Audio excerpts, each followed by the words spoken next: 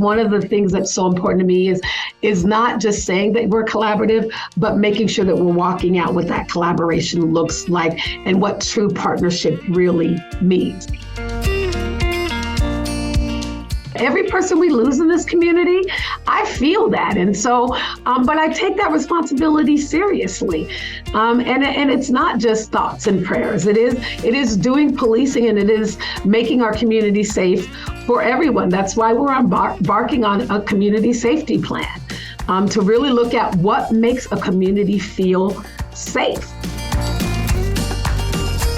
I judge myself on what I can do better. I never really think I've done enough because I haven't solved all the problems. As long as I'm waking up every day and trying to make the city better for people who live here, that's how I judge myself. Welcome to The Good Government Show. I'm your host, Dave Martin. On this episode of The Good Government Show, I'm having a conversation with the mayor of Tacoma, Washington, Victoria Woodards. The mayor is in her second term. Before that, she served 7 years on the Tacoma City Council, and during that time, she created the city's Office of Equity and Human Rights. She's also been president of the Tacoma Urban League, and she was the former director of community development for the local baseball minor league team, the Rainiers. In case you didn't know, Tacoma is at the base of Mount Rainier, hence the team name, Rainiers. Anyway, before all that, she was in the U.S. Army, which she joined right out of high school. And if the city of Tacoma doesn't keep her busy enough, and it does, she recently became the president of the National League of Cities. And this is an organization that shares best practices and other information between city leaders to help every city do better. We discussed how this helps both her city and other cities during her leadership. Even though this city on Puget Sound with Mount Rainier and the skyline can look beautiful, Mayor Woodards has some real tough challenges to deal with. One of the city's biggest problems is homelessness. The mayor's been criticized for the way she's handling the problem, and she says there's no easy solutions, but she has put new programs in place. And crime is also up in Tacoma. But again, she says while this problem will never truly be solved and it'll be crime-free, she sees trends in crime statistics, and they've recently started moving in the right direction. Our conversation dove into both of these problems, and the mayor was very upfront about how she's handling both of these huge challenges. So, listen to how good government planning is helping improve Tacoma. After the break, my conversation with Mayor Victoria Woodards. The Good Government Show is sponsored by NACo. That's the National Association of Counties. County government is actually the oldest form of government in the United States, and it touches more people directly. Roads, highways, hospitals, schools, recycling, law enforcement, water and sewers. In most of the country, those services are maintained by the county. That's county government. NACo is a nationwide organization that represents all 3,069 counties across the USA. NACo helps county government work better together through things like sharing best practices, because when county government works well, that's just good government. So I would like to welcome the president of the National League of Cities and the mayor of Tacoma, Washington, Mayor Victoria Woodards. Welcome to the Good Government Show, and I'm delighted to be having a conversation with you today. David, I'm excited to be here with you today. Look forward to the conversation. Good. So I must confess right off the top, I have never been to Tacoma. I've never been to Seattle, the Pacific Northwest. I know. Paint a picture. Tell me about your town. Oh, my goodness. Beautiful place the Pacific Northwest is. I know what most people hear about the Pacific Northwest is it rains a lot.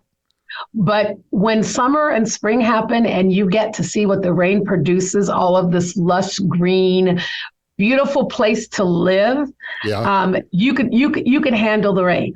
Where's your umbrella? Where's your umbrella? If you walk around with it, we lose more umbrellas in Washington State, I'm sure, than anywhere else in the country. Okay. But Washington is not even the rainiest state we're not even the rainiest city or the rainiest state in the country. It's Hawaii. Is it Hawaii? I thought it was Florida. Yeah, one of the two, but it's not Tacoma. We get drizzle all the time. Okay. But not a bunch of heavy rain. But anyway. All right. So we are the third largest city in the state. 220,000 people call Tacoma home. We are a city that is that has a beautiful waterfront. We have a beautiful downtown area, thriving neighborhood business districts. We are a city with quite a few museums for a city our size. We're also home to the University of Puget Sound and Tacoma Community College and a technical college as well, Bates Technical College. So we have amazing. And we have the University of Washington. We have a Tacoma campus. Okay. Are you born and raised your whole life, Tacoma? Not born, but raised. Okay. Not born, but raised.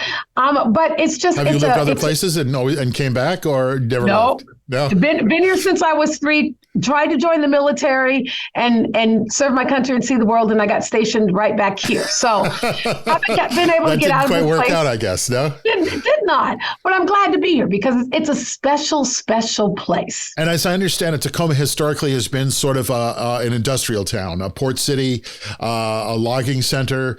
What else? I mean, so we have a very, or shouldn't say have, we had a very large financial district, business district here in Tacoma. So we were home. Tacoma grew up Weyerhaeuser. Weyerhaeuser started in Tacoma. Okay. Frank Russell started in Tacoma. And so we created a financial services district. And while we still do a lot of business in financial services, we are home to once was Columbia Bank, who just merged and purchased Umpqua Bank.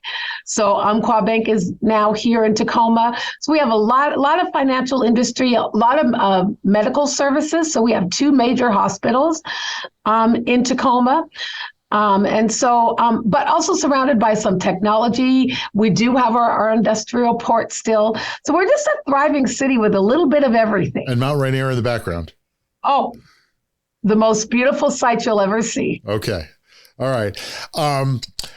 I know Tacoma has some challenges, and we're going to talk about those in a few minutes. But first, you've been mayor. This is your second term? It's my second term. I'm in my 6th year. Okay. Tell me about some of the things that you've been able to pull off in the last 6 years that have improved the lives of the citizens there. Oh, my goodness. That's a long list, David. All right. Well, but I'll start with some of my proudest moments. Sure. Some of my proudest moments I'll share with you. So first of all, we got through the pandemic, and I think that's, no small thing. No small thing. Certainly, we came out of the pandemic with a lot of challenges, and we'll get into those. But I think there are a couple things I'm proud of. One is I'm extremely proud that one of my campaign promises was to start a youth commission. Was to engage youth more in the city of Tacoma. So Tacoma now has its first youth commission, which is made up of young people between the ages, anybody under 18 can be a part of. What's the youth commission supposed to be doing? The youth commission actually advises us on policy. Okay. That affects young people in our community. And they also engage other young people in what local government is supposed to do for them and what they'd like to see. It's very hard to engage, especially young people in local government, where they think, local government, who cares? How do you do that? Well, local government has the biggest impact on their lives, right, David? You don't think that, because it's not sexy like being a senator or a president. No, but the other thing is that a lot of people don't know who their senators or who their Congress people are, but they know who their mayor, or they know what a mayor is and who their mayor is. Sure. But my whole thing was, a lot of people say children are our future, and I don't subscribe to that idea, David, because that means that when you say that, you're saying that kids have to wait. That we're building the world for them. I believe it's unfair to build a world for them without engaging them in the kind of world they want us to build for them. And so I was very, very, very focused on making sure that they get to be engaged and understand what local government looks like and how it works. You said you had a long list. Give me a couple of others. What other things have you done that have provided good government in your term?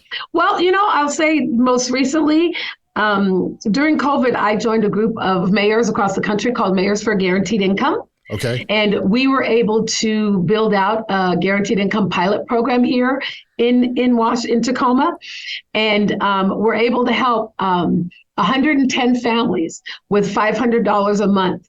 No questions asked, just $500 in cash to use how they saw best to use it. And we were actually able to lift some people out of poverty. We focused on a group in Tacoma that we call ALICE, which is asset limited, income constraint, but employed, which means these are people who get up every day and go to work, and in some cases make just a little too much to qualify for any other government supported program. Okay. So we were able to do that. That led to, happy to say that we just got another $1.9 million out of our state legislature to continue that program. So that obviously makes me super happy. One of the things that I'm also really proud of is that Tacoma shares boundaries and land with the Puyallup tribe. Our city is built on the home of the Puyallup tribe of Indians.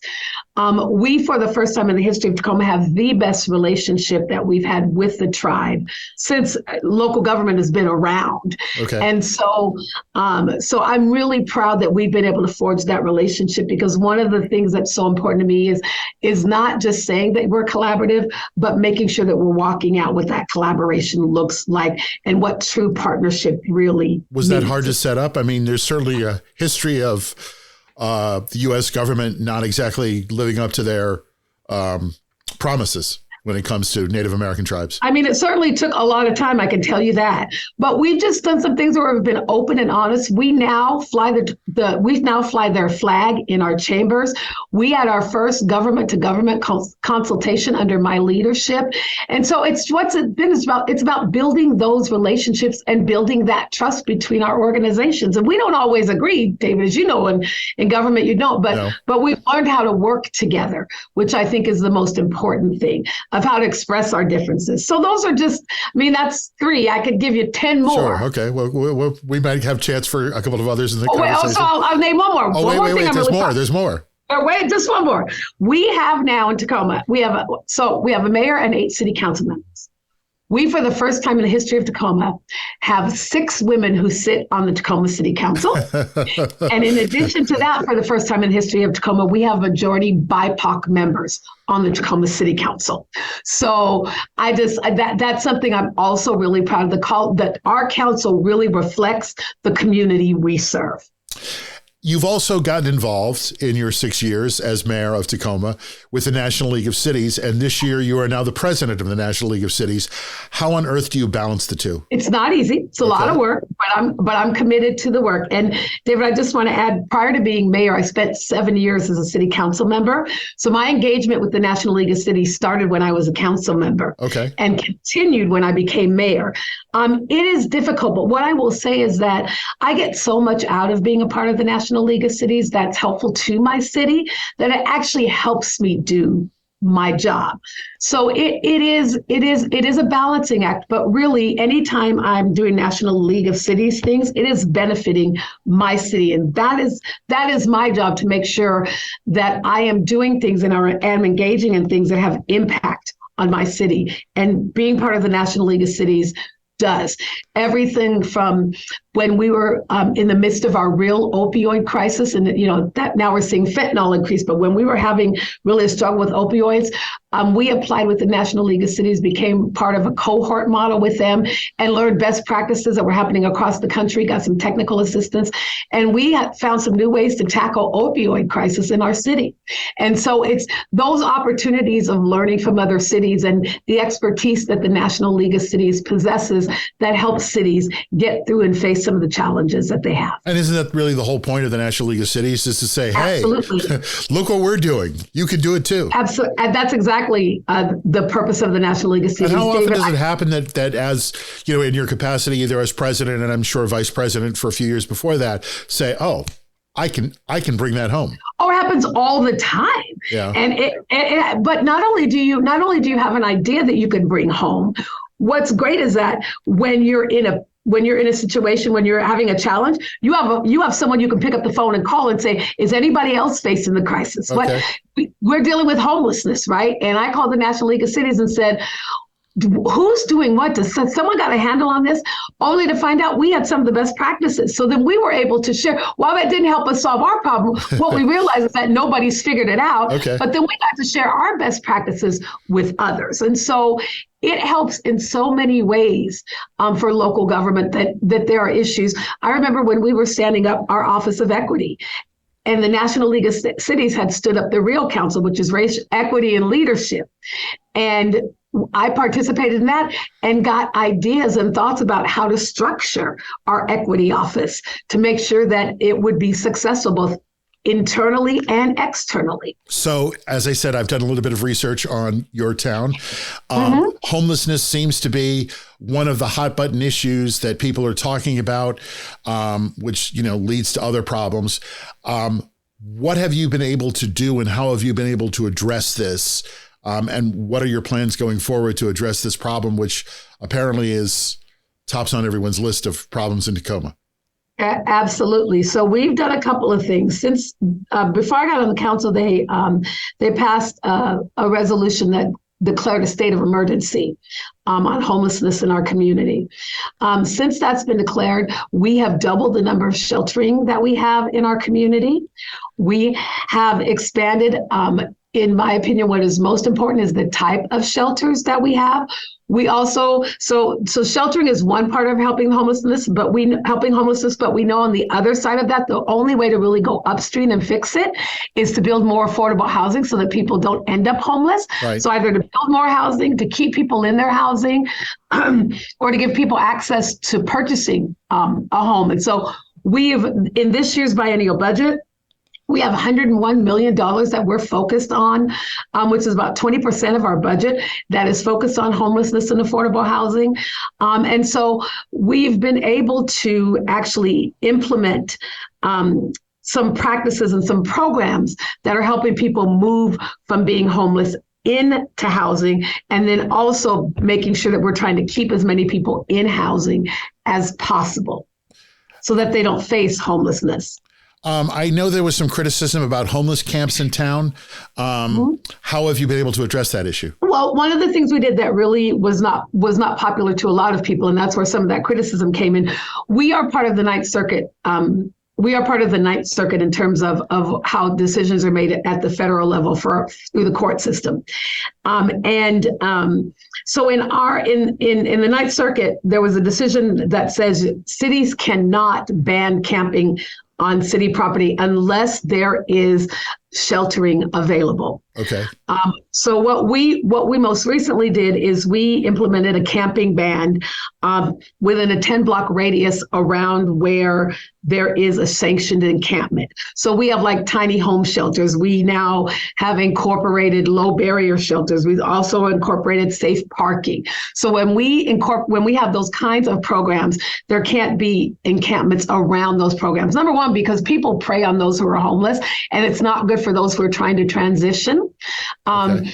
And also for a neighborhood that says we'll take a tiny home site or something else, it gives that neighborhood incentive to support that, because then the people who are homeless in their community who might be in encampments have a better place to go with wraparound services that can actually move them from homelessness into permanent supportive housing and beyond. And so we've gotten a little pushback, but it also allows us to be able to get people into shelters and into services where we can focus on making them whole, whether that is drug treatment or mental health treatment or whatever kinds of services they need, job placement, job training.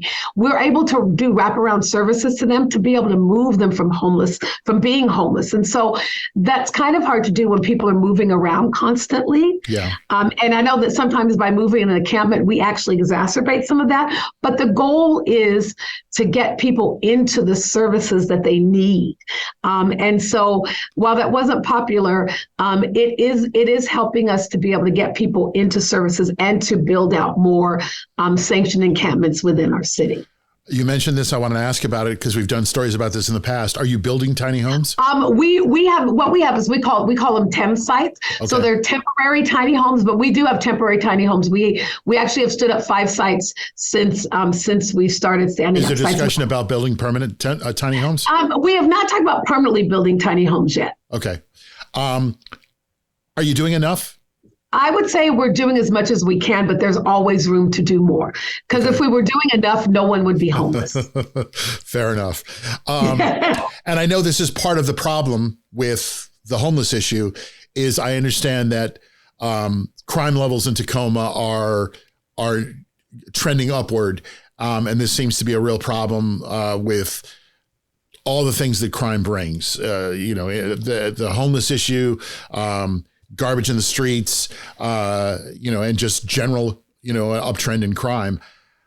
How can you address that? How can you, as mayor, not police commissioner, how can you address that? Well, so let me tell you that crime is trending down in Tacoma. Okay. Crime did go up, David. You're absolutely right. Yes. But in July of 2022, so another thing I'm proud of, we hired our police chief that we hired last year in January. Chief Avery Moore is another one of those things, another one of those people I'm really proud of in our city. But he implemented a violent crime reduction plan last July. And since the implementation of that, we have seen violent crime trending down. We've seen property crime trending down. Now, those are recent trends, right? Those are recent trends. Absolutely. Okay. We just got a report 2 weeks ago. So, but it's focused on three things. One, hotspots policing. And then that's near term. Midterm is police-oriented place-based policing. And the third one is focused deterrence. So we've been doing hotspot policing. That's what we did the first 6 months of the program. And what that means is that we are having cops who are sitting in places where we see a real increase in violent crime. And what we've seen in that, they're sitting there for 10 or 20 minutes with their lights on during the highest peak times of when crime is happening in the area. That has caused a decrease in crime in those hotspot areas. And what we're seeing is that we have a 95% or higher rate of fidelity to the model that's being prescribed to us. So our cops are doing a really good job of sticking to the model. Now we're moving into problem-oriented place-based policing, which means we are now moving just from a spot to a community or to a neighborhood. And we've started on one of the areas in our community that has some of the highest crime. And so now we're working with the entire community to figure out what can we do to change crime in that entire community, not just policing, but what other kind of services, what other kind of programs need to exist in that community? Is it more neighborhood community groups who are doing the in Tacoma we call them safe streets. Okay. Where you've got neighborhood groups who are watching over crime in their community. Do we need more neighborhood watch, block watch? Yeah, exactly. Neighborhood. Thank you, David. I couldn't think of it. Neighborhood watch. Okay. So we're working with the neighborhoods to see do we need more opportunities for jobs? What does the neighborhood need to be able to be a neighborhood where they have more opportunity and less crime? So. And then finally, we're going to begin to look at, that they say 80% of the crimes are committed by 20% of the people. Yes. And so that will be our next focus, is focusing on those people who are actually committing the crimes. I understand you also offered an incentive of $10,000 to anybody who wants to come on the force as a new police officer. Didn't get quite the numbers you were hoping for, but how is the program going? So, David, we're also, to be clear, we're also hiring police officers. So we have $25,000 that we're giving for lateral transfers. Okay. And then we're doing $10,000. And those are now, we just offered that $10,000 for retention and another $10,000 for brand new recruits. Okay. And so we are seeing our numbers trend down. So we were at 53 this time last year. We're at 31 now, and for the first time we ended the year with the fact that we hired more than we retired or than we lost, which is a really good thing. We also did it as an incentive to hopefully for those who would be retiring in the next couple of years, giving them an incentive to stick around another year or two. Yeah. So because it takes like 12 to 18 months to get a cop on the street from the day they raise their hand. So that will help us out a little bit. So we're doing better, but obviously people are retiring, people are getting out of policing, and there are not a whole lot of people are going into policing. So it's working, but we've still got more police to hire. And I understand you've started a program called inaugurating community safety officers. Can you explain what that program is about? Absolutely. So we were able to bargain with our police union, and congratulations. That's not easy. Yeah, no, right? That's really happy about that. Yes. So we are gonna be standing up community safety officers, and what that means is they won't be fully deputized. Police officers, they'll go through some of the training. We can get them out on the streets faster. They'll go to nonviolent calls car accidents. Because one of the things we haven't been able to do, and cities across America haven't been able to do, is they can't respond to every call. When someone breaks into your car, you call, they give you a number, and you move on. But that's part of making a community feel safe, because an unsafe community isn't just about policing. It's about a lot of things. And so these community safety officers will be able to respond. They'll be able to help do some welfare checks. So it'll take some of the pressure off of our police, off of our full-fledged police officers, right? It'll take some of the pressure off of them, and we'll have other people who can respond to some of those calls. One of the things, I don't know if this is an issue in Tacoma, is police officers are responding to traffic accidents, and that's when situations turn violent. Just because everyone's on high alert, removing an officer with a gun sometimes improves that, does it not? I believe that every call does not need an officer with a gun, and I do believe that. And plus, I mean, it wastes. I didn't say it wastes the officer's time, but it's not, when you don't have enough people, it's not the best use of an officer's time to sit there while you wait for a tow truck, or while all of that stuff happens. Okay. Do you feel like you've got a handle on this? I feel like we're getting a handle on this. I would not say that we have a handle on this. In February, our first 3 homicides of the year were 3 young people. And when I say young, 14, 16, and 17. And I'd love it if we had no homicides. But when young people die, it's hard to say you have a handle on something. Okay. But I think what I'll give us credit for is trying to solve the issue, working towards solutions, as opposed to sitting back and wrenching our hands and saying, I don't know what to do. This summer, our community's just raised almost $1 million to stand up sites in Tacoma this summer, Monday through Friday, from 4 to 10, where young people can go and be safe this summer. So we're doing what we can as quickly as we can. And I would say we're getting a handle, but I would never say everything is problem solved. No. I wish I could say that, David, but I don't think that's very. Is the criticism fair? Is the criticism fair? And from what I'm reading, you've gotten some pretty hard criticism. Is it fair? Not always, but it's the job. Okay. It's the job. I think some of the criticism is for people who don't fully understand how it works. I sometimes get blamed for homicides in my community, and I didn't pick up the gun. I wasn't engaging at all, but I get criticized for that. And I understand, because I'm the mayor and the buck stops with me. And I feel every homicide, every person we lose in this community, I feel that. And so, but I take that responsibility seriously. And it's not just thoughts and prayers. It is doing policing, and it is making our community safe for everyone. That's why we're embarking on a community safety plan, to really look at what makes a community feel safe. So, and then we'll implement what we learned from that plan. For some, it's more parks, it's lights, it's neighborhood watches, it's knowing my neighbors. It's not, for some, it's having a police person on every corner, right? So just different communities feel different ways about policing. And in order for our community to feel safe, we need to truly understand what that is and what that means to people.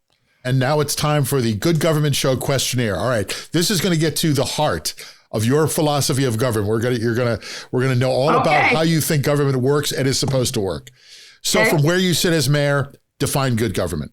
Transparent, responsive, ethical, and caring. I was going to say loving. That might go too far. I'll say caring. I happen to love my city and everyone who lives here. Okay. But I think if I just described it in a few words, that's it, David. So how would you judge your success so far? How do you judge your success sort of on a regular daily basis or weekly basis? Well, interestingly enough, I guess I never look back. I'm always looking forward. I'm always just, so I never really, I guess I do judge myself. I shouldn't say I never really judge myself. I do judge myself, but I judge myself on what I can do better. I never really think I've done enough because I haven't solved all the problems. But I do think those words that I use to describe what good government is, David, I guess I would, as long as I'm being transparent and caring, and look at me, my mind is so filled with thoughts. I forgot what the other two words were. I should have written down. But the reality is that as long as I'm waking up every day and trying to make the city better for people who live here, that's how I judge myself. Because I can't solve. I'll never be able to say I'll never be able to say there's going to be zero homicides in Tacoma. I don't get to control that. I can create all the environment I can, but I can't control it. So how do the people of Tacoma know if they're getting good government? How do they know it? How do they know things are working? I guess they see changes. They see things changing, and you got to recognize 220,000 people live here. There are probably if you ask that question, there are probably 220,000 different answers to that question. Okay. But I think if government's number one, it's got to meet basic needs, right? It's got to make sure that the roads, that the traffic lights, at 911, right? That permits are filed, that people can build, that companies can grow, right? That we've got to do the basic work of a city. And I think that's how people know. But I think it's also in things that cities don't do very well is we don't communicate our successes very well. I don't think we ever do a really good job of saying, this is what we're doing, this is how we're doing it.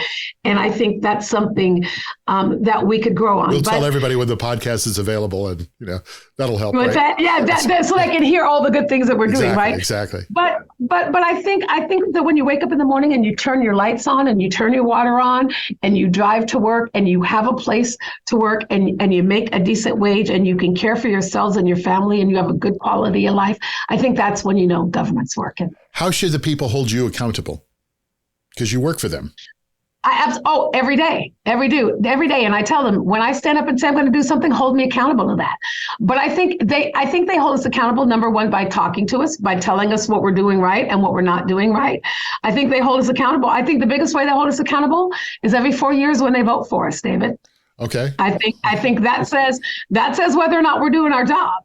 And so thank God I've been elected 4 times to the Tacoma City Council, so I must be doing okay. You must be doing something right. Okay. I must be doing something right, but certainly there's still a whole lot of work to be done. If people feel like they're not getting good government, if they feel like the government's not working for them, what should they do? They should voice their opinion. Where and how? Well, you know what? At a council meeting, in writing, set up a meeting. I know here in City Hall, you can call my office. I will meet with anyone in my community. And so talk to your council, talk to your mayor. If you don't think you're getting the services that you either deserve or need, talk to them. But also when you do, ask questions, because sometimes it's not that they're not doing the service. Sometimes it's that you don't know that they're not doing the service, and educate yourself. Because a lot of times people come to local government about things that local government have no control over. Okay. And so understanding whether that's a state policy or a federal policy that needs to be changed. And so I think educating yourself, and that means talking to local electeds to figure out and to let them know what's important, but also to find out what they are doing to address your issue. Is it harder now in a more divided citizenry? Yes. And how do you distinguish between just people shouting and people really asking questions and really trying to hold you accountable? When the difference is for me is that, and you see that happens, right? That's we have a community forum 2 times a month. I hear it every almost every week. But I think what's important and for people to express, and how I can tell the difference, is the way in which they talk, even if they're frustrated and mad, the way in which they address the issue. And then once you share information with them, the way that they take that information in. Sometimes people who just want to yell are never going to be happy with anything you say. Yes. But people who truly want to learn and understand will go, okay, I get that, but what about this? Okay. Right? Or that doesn't quite answer what I need. They're processing information. So what would you like? You've been a city council person. You're the current mayor. You're the president of the National League of Cities. What would you like people to know about how government works? Government's ugly. Government can be ugly. Government can be slow. Government's hard. What would you like people to know about government? All the things you just said, David. Okay. But the other thing I want people to know, since I have been doing this work for a little while, is that I'll say 95%.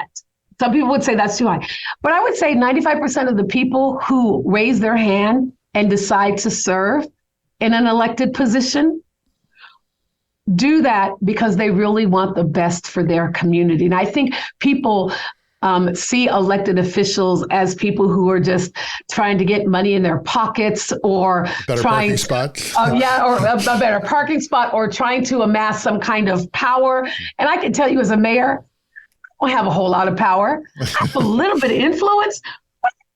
For 220,000 people, they have the power, not me. And so I think that's one of the things I really want people to know.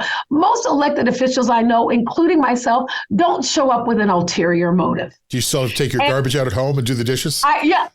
People are amazed when they see me in the grocery store, right? They're like, "You're buying groceries?" I go, "Yep, and I'm going to go put gas in my car next." They're like, "You don't have security?" "No, you don't have a driver?" "No, I drive myself." Is it hard to go to the grocery store sometimes and go to to run in and out? To just go to the grocery store. Yeah. Oh, absolutely. It's difficult. Absolutely. I was talking to a guy, a city councilman, county commissioner rather, in Chicago. He said his wife barred him from going to the hardware store. It's 3 hours later. Yeah. She said, "You are not allowed to go to the hardware store on the weekends ever again. That's it. We're done." My friends don't like to go shopping with me because it takes too long. So who's your political hero? Who inspired you? Well, Harold Moss, not nationally known. All right. Harold Moss was the first African-American mayor of Tacoma, first African-American city council member, and the first African-American county council member in Tacoma. Did you know him? I did. Okay. Not only did I know him, I worked for him. And the last 20 years of his life, maybe a little bit longer, he was the person I called my father. Oh, all right. Okay. Well, I guarantee you no one else has ever said that. So he adopted me and I adopted him. Okay. And so he's my political hero. Now, as I said, I've never been to Tacoma, the Pacific Northwest, Puget Sound. That's where you are. I'm coming to your town. You're taking me out. What are we having? Where are we going? What are we eating? What's the regional dish that I must try? Oh my goodness! So let's be super clear. All right. When I travel out of town, yes, anywhere outside of the West Coast, I never eat salmon because there's no salmon better than the salmon that's caught fresh here in Washington, except maybe Alaska, but that's kind of west. So I'm sticking to the west. I'm going to take you somewhere to have a really good piece of salmon. All right. On the water. Okay, of course. On the water. Where we might start in we have really cool neighborhood districts that have really cool bars and restaurants. All right. So we might start with a drink in one of our neighborhood I'm for that. Districts. That's fine. Okay, then I might take you downtown to my favorite spot where they have a drink that's actually called the Mayor here in Tacoma. So we could Whoa. Is the mayor named after you? Is it yes, in your honor? Yes, the mayor's named after me. So what's in a mayor? Vodka. Okay. Now you're going to add vodka? Yes. It's kind of like a berry martini. Gotcha. So it's got curacao, vodka, Marionberry. All right. And it's got one other thing that's not coming to mind for me, but it's a good martini. So do you have to order it, or do they just put one in front of you when you walk in? Well, they just make sure that's what I want, because sometimes I drink different things, but normally when I walk in, I get a mayor. Okay. So we're having some mayor cocktails, and we're having fresh salmon. Absolutely. Certainly we'd have to walk the waterfront, because the waterfront is just so beautiful. There's nothing better than walking down Ruston Way. In the middle of the summer. If you like museums, we'd probably go check out some museums, because we have the world's largest car museum here in Tacoma, the LeMay Museum. We have the State History Museum here in Tacoma. We have a wonderful art museum. And we would definitely go to our Museum of Glass, which was inspired by Dale Chihuly, who, by the way, is a renowned international glass-blowing artist, but is from Tacoma. So we'd have to go to the Museum of Glass. But then if you said I wanted to purchase some glass, I'd take you into the neighborhood where we have an after school program that blows glass, and you could purchase glass for our kids. Kids blow glass to stay out of trouble. So that's Hilltop Artists in Residence. That's a great program here in Tacoma. What else do we do? Oh, we could go listen to some music. Okay. We do a lot of great music here in Tacoma.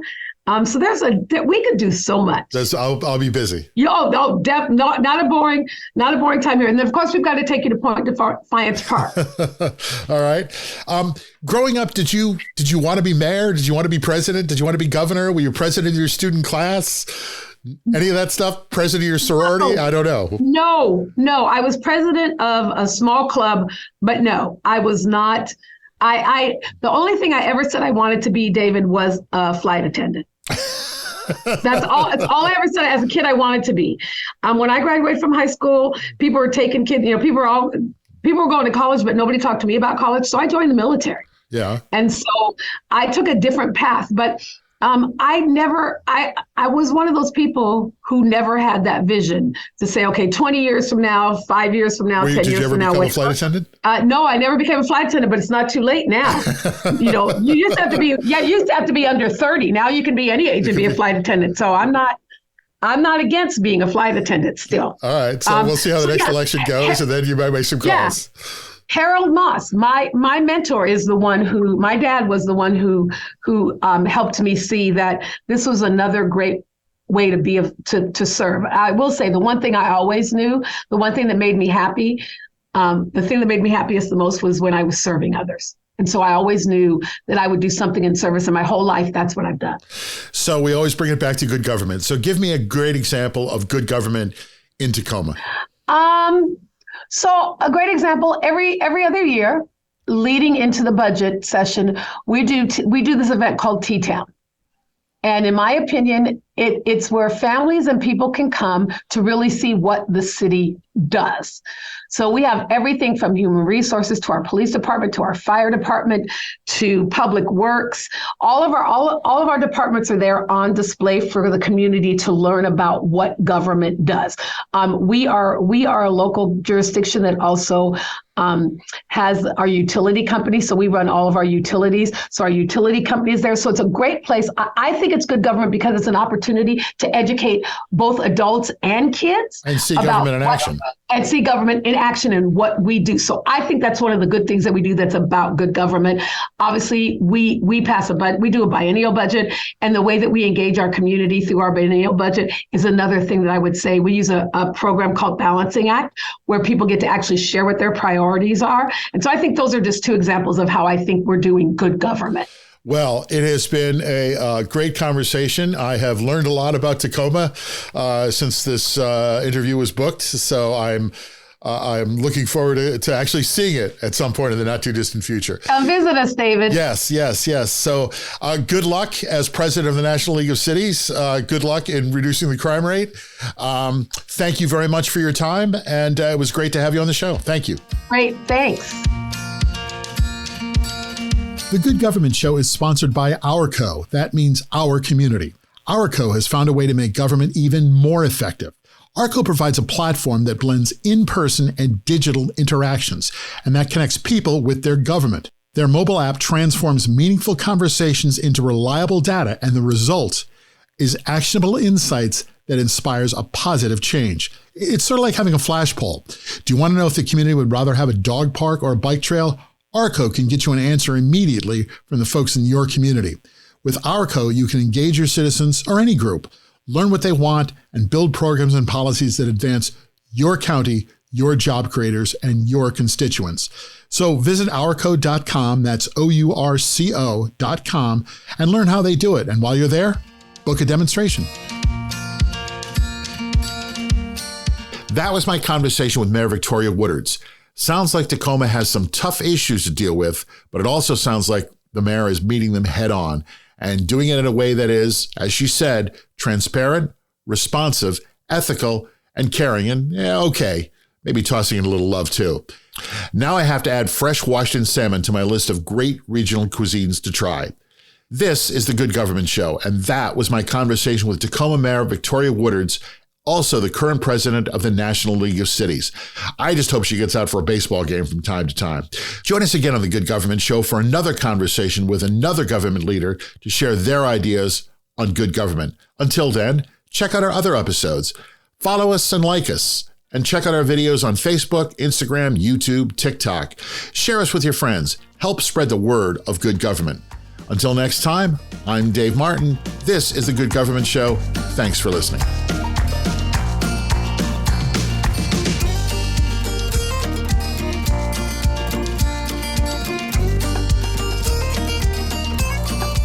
The Good Government Show and A Conversation With is produced by Valley Park Productions. Jim Ludlow, David Martin, and David Snyder are the executive producers. Our editor and producer is Jason Stershic. This is The Good Government Show. Thanks for listening.